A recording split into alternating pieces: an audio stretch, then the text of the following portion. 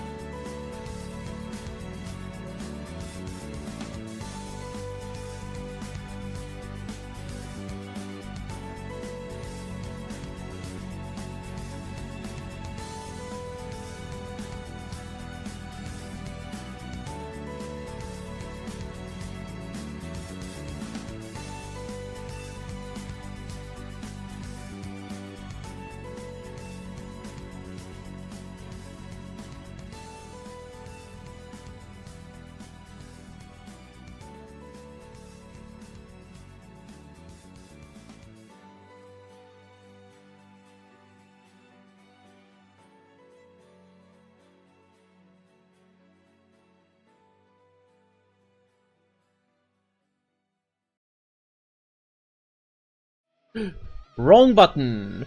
Ah! Good morning, good afternoon, good evening, my chips, happy time zone to you. My name is Finley Fish, and it is Friday!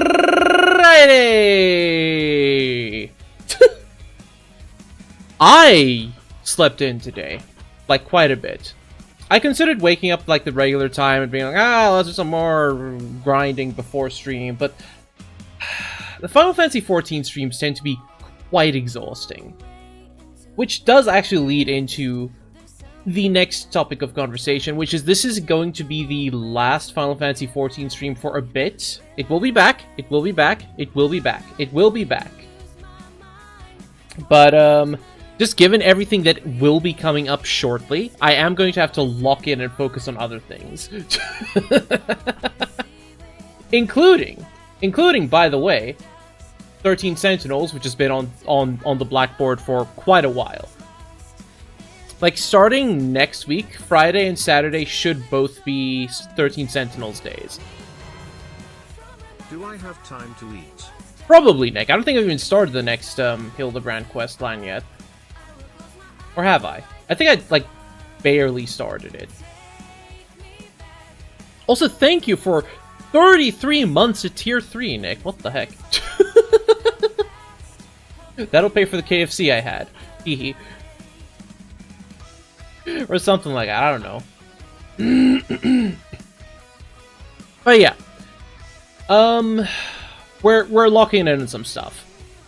I also really want to do more one-off streams because I've been doing too many like long projects lately. Just straight up. I've been doing too many long projects. I haven't been finishing enough of them. Blah blah blah blah blah. So expect like sprinklings of other stuff, and just, we just need to tackle the blackboard a bit, you know? You know? Yeah, you know. No. But yeah, so Final Fantasy XIV will be back, but only in, like, October. Because leading up to Trails in the Sky second chapter's release, we're going to be doing some other stuff to handle that off, and then it's going to be that for pretty much all of September. You know? Yeah. Okay, cool. Glad we're on the same page. Excellent. Yeah,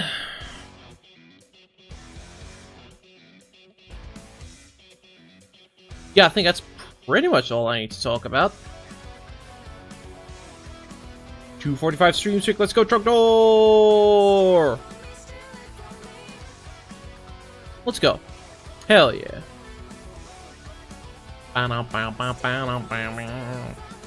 Okay.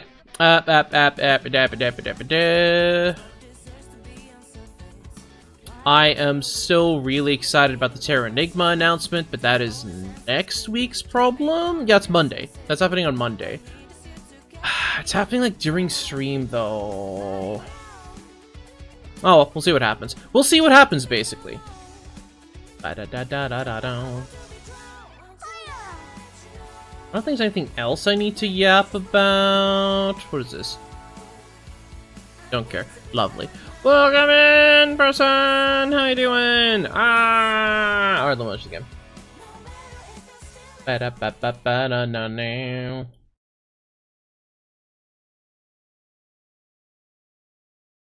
Yes. Excellent. Porter, where are you hiding? There you go. Why were you hiding? Why were you hiding? Huh? Don't forget my chat blocker. Where are you? Ah. Perfect. And will you capture the game? Capturing the music and nothing else? Yep, that tracks.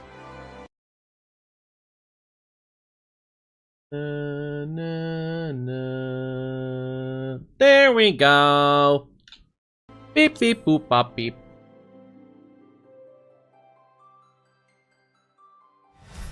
Connecting to Chaos Data Server.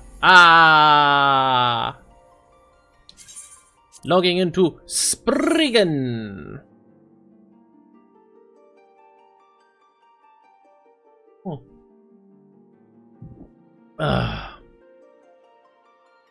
So yeah, the itinerary today is we're going to finish off the last of the Hildebrand questline.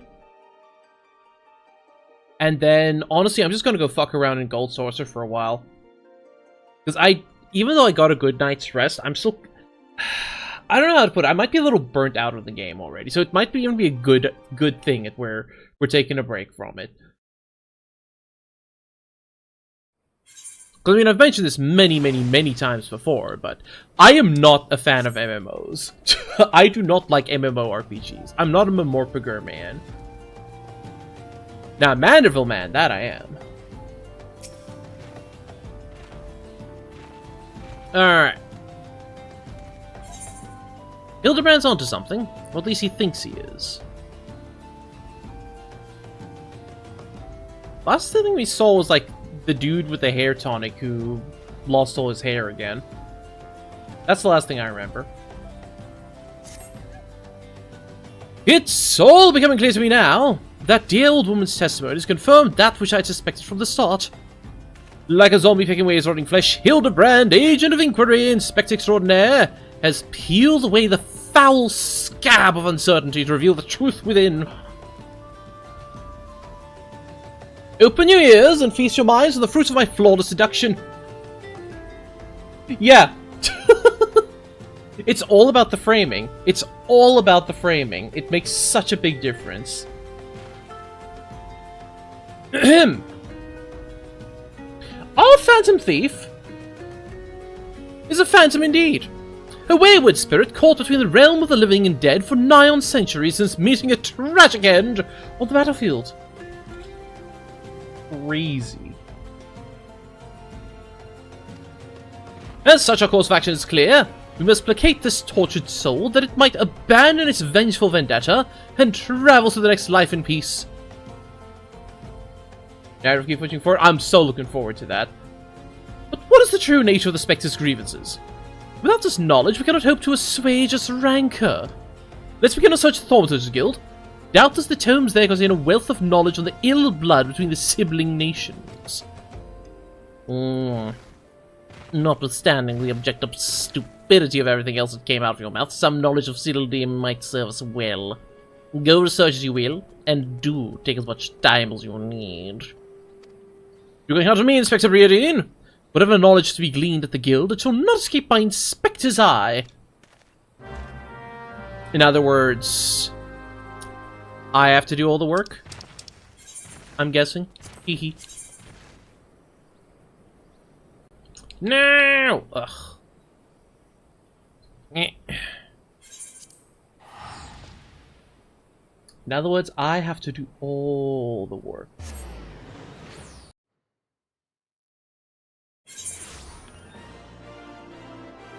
You're working in parallel. Na, na, na, na. Hungry. What? Hey, Blue. Want some KFC? I got plenty left over. Teehee.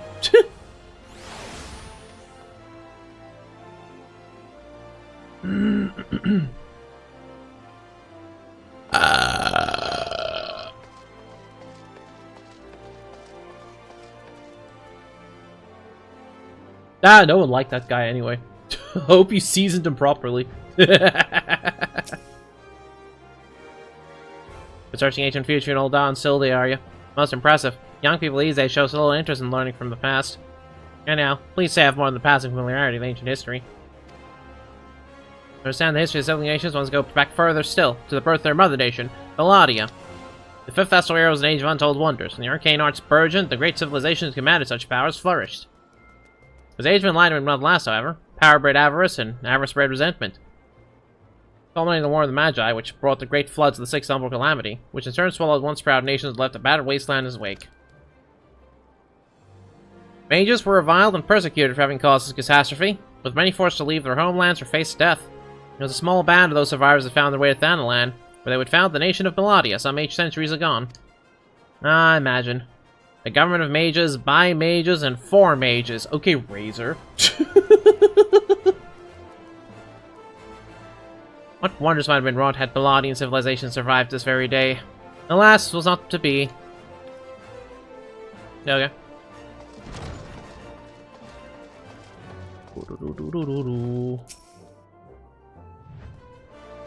You don't say. It's not every day someone comes to our halls to research Sildi. As a fellow student of history, though, I more than welcome the conversation. Belladian civilization flourished in relative peace until twin sons were born to the royal family. The two were fierce rivals, and when they came of age and their father passed, each one claimed he was the rightful heir to the throne. With neither son willing to relinquish his claim, they agreed to split their kingdom in two, forming the twin nations of Uldar and Sildi. But not unlike the two proud princes, the sibling nations developed a penchant for rivalry.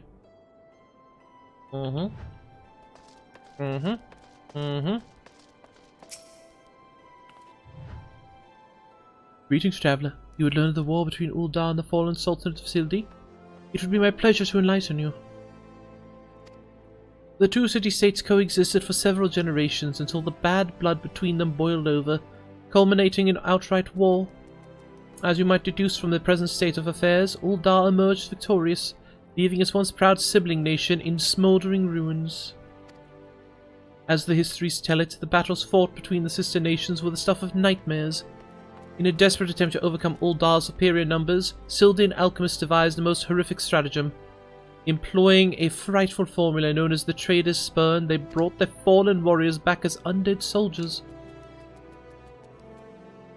Some theories have it that they even employed the potion on those of the living who were too weak or wounded to fight. Sends shivers up the spine just thinking about it, no? It is truly a crowning glory of our fair nation our forebears were able to emerge victorious against these horrors. I see.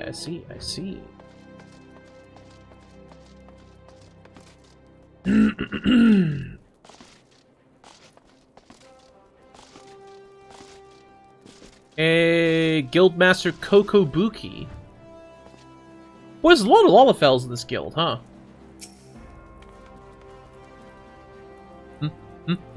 Finley? Don't surprise me like that. What's this? You're here not for your studies, but to learn of the bad blood between Uldar and Sildi. Two scales, one of gold, one of silver. The gold of Uldar weighing prosperity and power. The silver of Sildi weighing knowledge and power. But the power sought by the two nations differed greatly, yes, greatly indeed.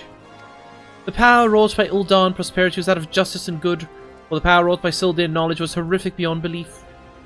The power to rip the living soul out of a man and render him a mindless killing machine. On this matter the histories are clear, but riddle me this, my friend.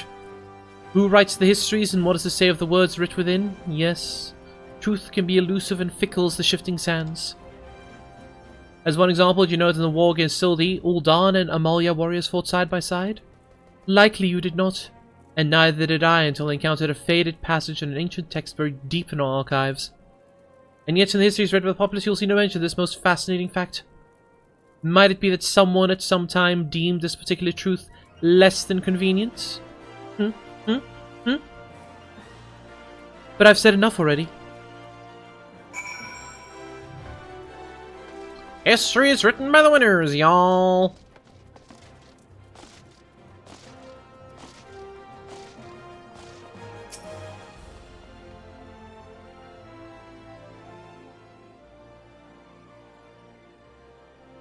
Food inhaled. Yummers.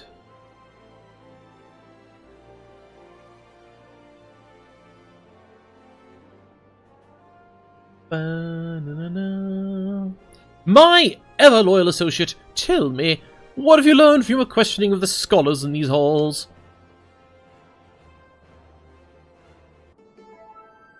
Indeed. Where'd everyone go? Bingo.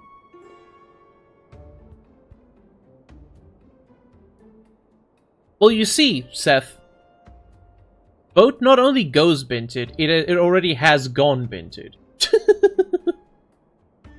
Boat gone binted.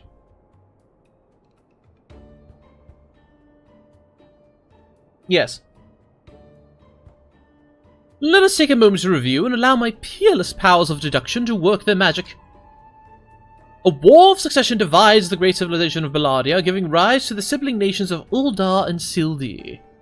The two nations coexist for some generations until ill blood boils over, culminating in outright war. Daunted by Uldar's superior military might, still they employed their advanced alchemical knowledge to horrific ends, transforming their own citizens, alive and dead, into a fearsome undead legion. Yes, I believe I have it. The facts at hand have led me to one unassailable conclusion. Our Phantom Thief is a descendant of doomed Sildi, who seeks vengeance against those who reduce his countrymen to slavering zombies. To pacify his soul and send him peacefully to the next world is but one course of action.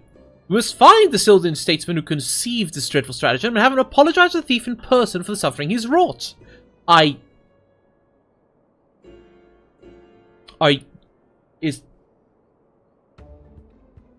Would they still be alive?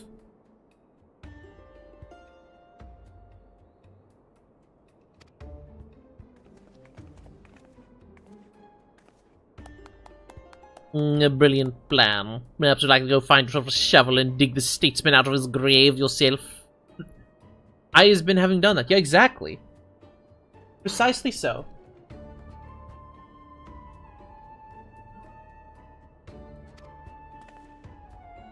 Leaving aside this nonsense of spirits and spectres, appears increasingly likely our quarry shares some link to Sildi. His garish garb is no doubt meant to evoke the silver scales of the fallen Solitude. This Sildian connection would also serve to explain the rare knowledge of Belarian relics our thief clearly possesses. But what of the murder victims? What common thread amongst them could have incurred the ire of our adversary?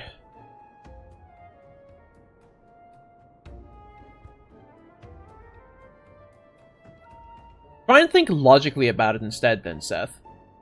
If nothing appeals, then instead use brain to decide what is best food for fuel.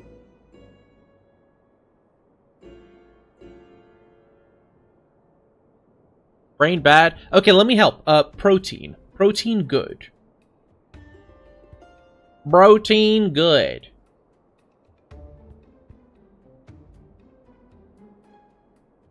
Yeah. There you go. Get yourself some chicken schnitzel and a milkshake. Balls. No, Carter went to sleep. At least he said he's going to sleep.